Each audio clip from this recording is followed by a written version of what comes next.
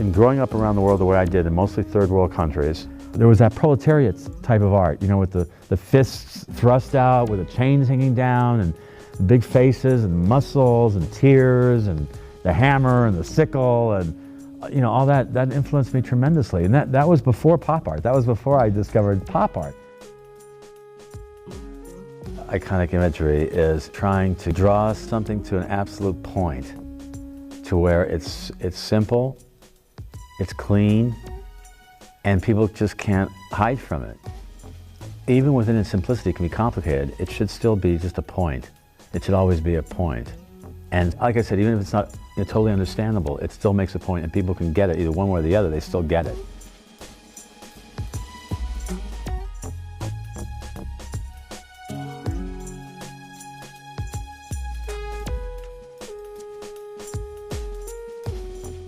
Los Angeles over the last 4 years has been going through the fourth largest building boom in its history. It's about $35 billion of development, real estate redevelopment from Playa del Rey to East LA. The biggest part of that pie was in downtown Los Angeles, about $13 billion. And I got a call from this organization called the Central City Association of LA, which is the lobbying group for all downtown business with the city. And the president had an idea, which was to ask me if I could do my spin of the downtown LA skyline in a three-dimensional wall sculpture.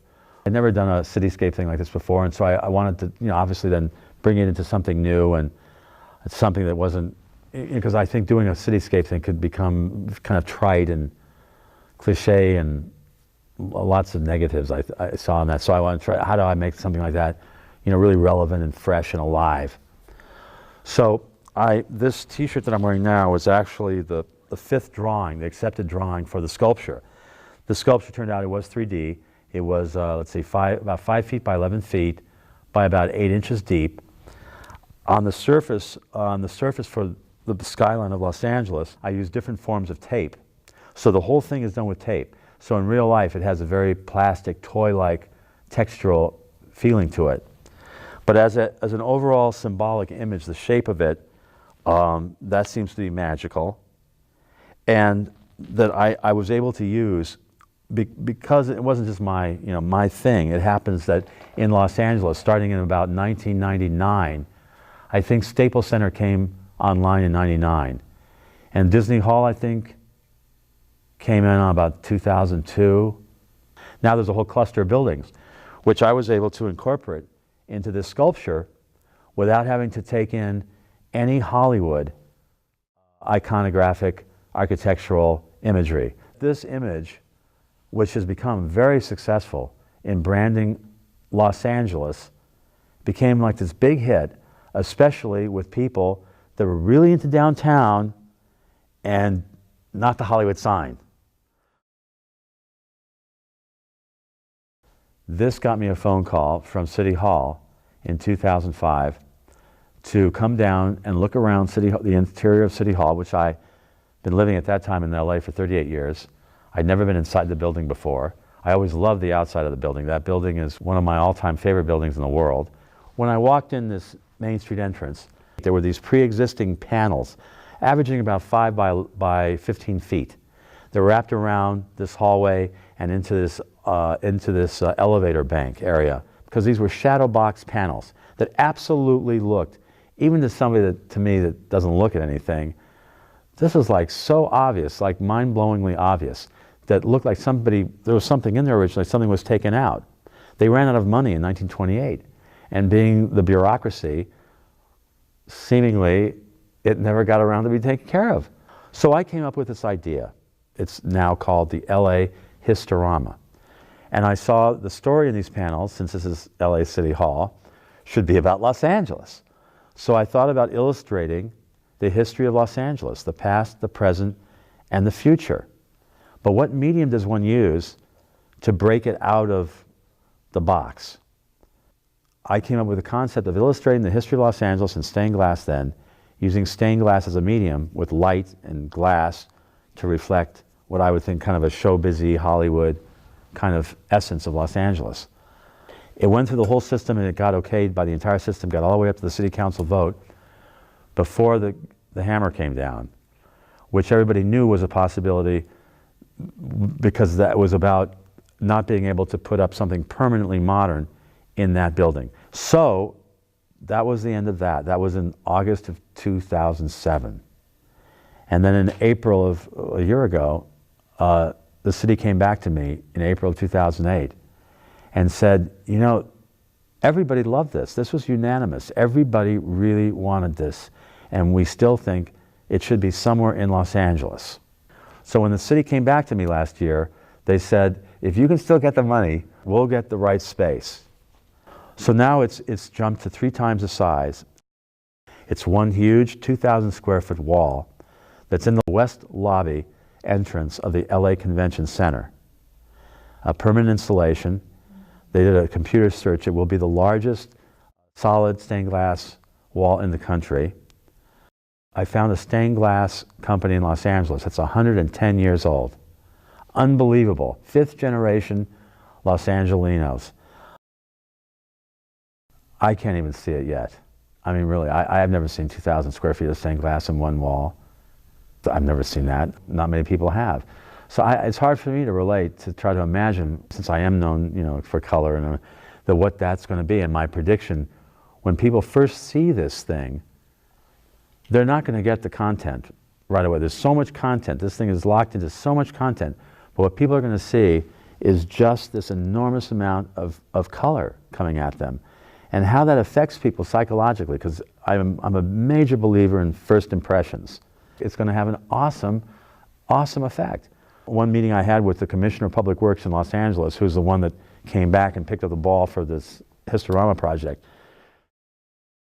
she told me that one of the reasons that she thought that this mural in this location specifically was going to be such a huge success was simply because that medium is as handmade as you can come up with. That's the whole point of stained glass, is its hand-done quality. And it also happens to be a 1,000-year medium, but it's a hand-done thing.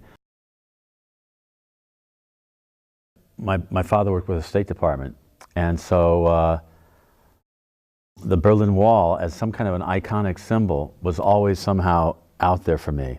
Whenever they announced that the Berlin Wall was coming down, I think that was November of '89 or something, and Tom Brokaw, I remember, was there, and everybody was dancing on the wall, and I thought that in my life that it was important to go to Berlin before that wall came down to experience what that specific edifice was and what it meant to people and what the vibe was. I wanted to see if I could, you know, find the vibe of that wall. So overnight, I put together an adventure trip to Berlin on my Gold American Express, and I called up anybody that I knew who might know somebody in Berlin that I could stay with or whatever, and would have connections, yada yada. And I had just had a poster produced. It was a kind of a circle globe with a flower and a heart in the middle, and there was a phrase, pro-peace. It was published by a poster company just before I got this idea to go to Berlin, and I got the poster company to contribute 2,800 posters. So that when I went to Berlin, I had an objective by going there, which was to do my bit and to put up 2,800 posters around the city. Each 100 posters representing a mile for the Berlin Wall, because the Berlin Wall was 28 miles long and it was up for 28 years. So it was 100 posters per mile and per year. And when I got to Berlin, it turned out that posters were a very big thing there, and there are companies that specifically put up posters. So instead of me being a guerrilla artist myself, I was able to give that to these poster companies, and they were able to paper Berlin with the sentiment of pro-peace. And it was an experience of a lifetime. We went out on a photo session one day. I had just produced an embroidered jacket for myself called the Power of Dreams jacket. And on the back of the jacket was kind of a rainbow thing with a heart again and a peace symbol in there, and there was the power of dreams in the rainbow and around it. And then there were all these images of arrows and yin and yang. It's the peace jacket. So I thought, what better place in the world to wear that but at this time in Berlin? Picasso. Well, that's a good one. Definitely, I would say before pop art, before I had that epiphany in Venice in '64 and discovered pop art and Jackson Pollock, even though I knew Franz Klein and de Kooning and I knew those abstract expressionists before that, I knew Picasso before that. I mean, there was a religious painting, the Catholicism, the religious Catholicistic painting. So the first real modern painting, besides my father, that I got attacked by was Picasso. And Matisse, Picasso, Braque, those guys of the early 20th century. But Picasso was always my absolute standard, because I thought that as an artist, whether you're a singer, whether you're a painter, whether you're an actor, whatever, as far as an energy goes, Picasso really did it all. Nobody was more dramatic in his intent and his execution. And to me, nobody was funnier either. That he was able to bridge both funny and drama and comedy and put it all together and synthesize it into his own thing. At the base of it always, though, was a tremendous, tremendous sense of just almost like brutal power. I've always seemed to be attracted more to that kind of maybe brutal power in a way. I don't consider myself to be that subtle of an artist. I seem to go for the the big thrust, you know. And Picasso just meant that to me completely.